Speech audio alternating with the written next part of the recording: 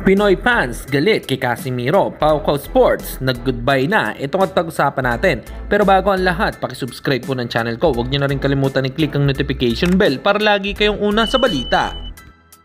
Pag-usapan nga po natin mga kaboxing, kilalang boxing content creator na si Pau Salud ay nawala po ang kanyang YouTube account at Facebook account. Hindi po natin ma-search ang Paukaw Sports channel niya.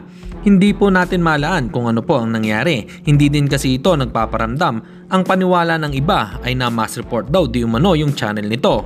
Kung ano man po ang nangyari sa kanya ay laban lang, Pau.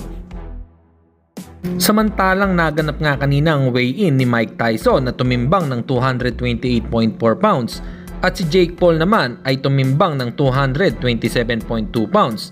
Sabik na ba ang lahat para masaksihan bukas ang kanilang sagupaan? At mapapanood nga po ito mga kaboxing sa Netflix. Nung nagkaharap na nga po ang dalawa ay bigla pong sinampal ni Mike Tyson itong si Jake Paul.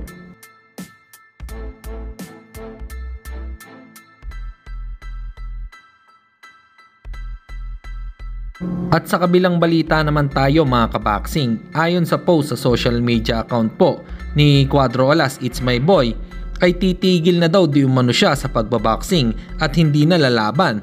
Nagpunta po kasi sila sa ahensya ng GAB, bagamat madami ang nalungkot kung magre-retiro na ba talaga itong si Cuadro Alas sa pagbaboxing.